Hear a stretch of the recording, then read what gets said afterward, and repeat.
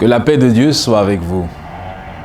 Les problèmes conjugaux sont innombrables, mais les plus fréquents sont la mauvaise communication, la divergence d'intérêts, l'incompatibilité sexuelle, les infidélités, l'absence de romantisme et de joie, l'argent, les belles familles, les violences et bien d'autres encore.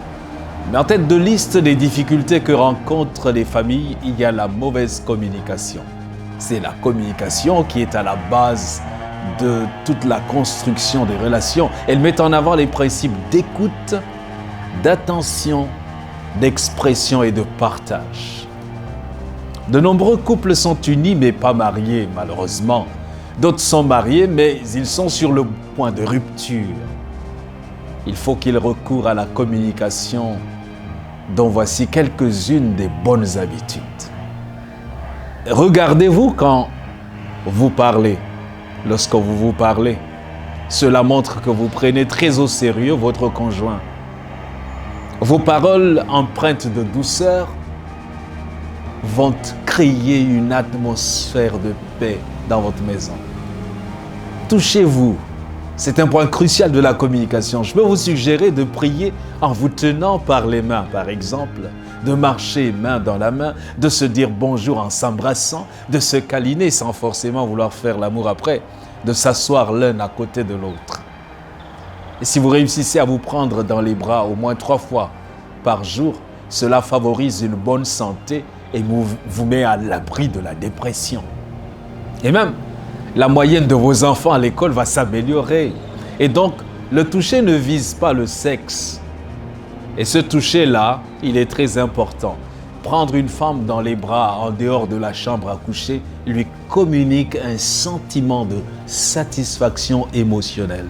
Et bien évidemment, l'homme a aussi besoin d'être touché. Détrompez-vous, sa fière allure cache un enfant. On raconte l'expérience de cette pauvre femme qui était sur le point de perdre son mari. Après tant d'années passées dans le bonheur de leur amour mutuel, le comportement du mari avait changé. Il n'était plus le même. Il revenait plus tardivement du travail. Il mentait qu'il avait beaucoup de choses à faire. Il était allé plus loin et découchait même déjà. Cette situation n'avait fait qu'empirer la situation de son épouse qui est stressée et qui en est tombée malade. C'est fait. Le mari a promis à sa maîtresse, plus jeune et plus attractive, qu'il divorcerait pour l'épouser. En partant de la maison de cette amante, il était décidé à dire la vérité à son épouse, la mère de ses enfants. Quand il lui annonce la nouvelle, son épouse est abattue et totalement brisée. Mais d'un ton calme et posé, après avoir amorti le coup de cette annonce, son épouse lui dit « Je suis d'accord pour le divorce, mais à une seule condition. » Le mari est tout heureux d'entendre ce ton conciliant. Il demande ce que c'était cette condition. La femme exprime son dernier vœu avant leur séparation qu'elle n'avait jamais souhaité. « Je veux, dit-elle, que tu me donnes tes dernières marques de tendresse, comme au jour d'autrefois où nous venions juste de nous marier. Je veux que tu me portes dans tes bras du salon à la chambre à coucher chaque soir et que tu me sortes de la chambre à coucher pour la salle à manger chaque matin, toujours dans tes bras, en m'offrant ton plus beau sourire.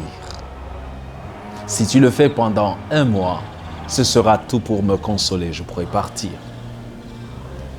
Tout heureux alors de cette condition, le mari a accepté.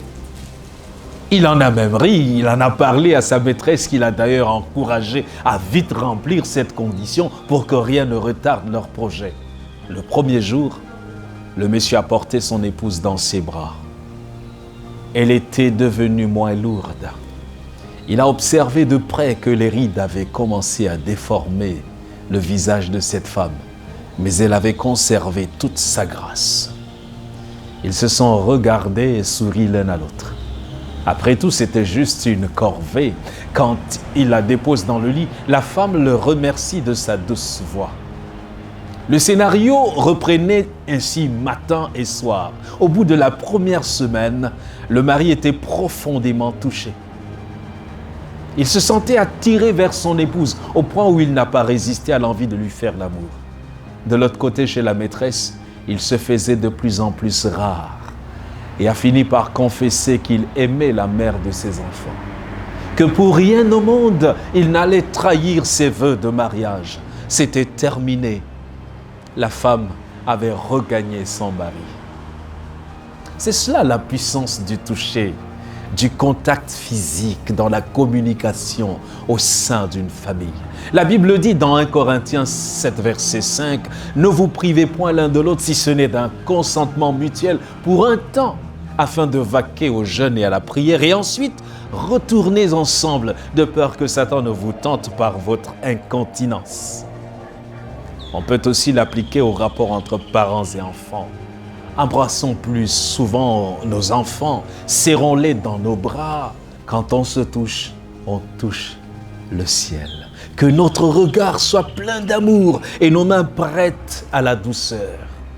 Évidemment, cela suppose que Christ est dans le cœur. C'est précisément par là que commence la randonnée. Que c'est beau l'amour.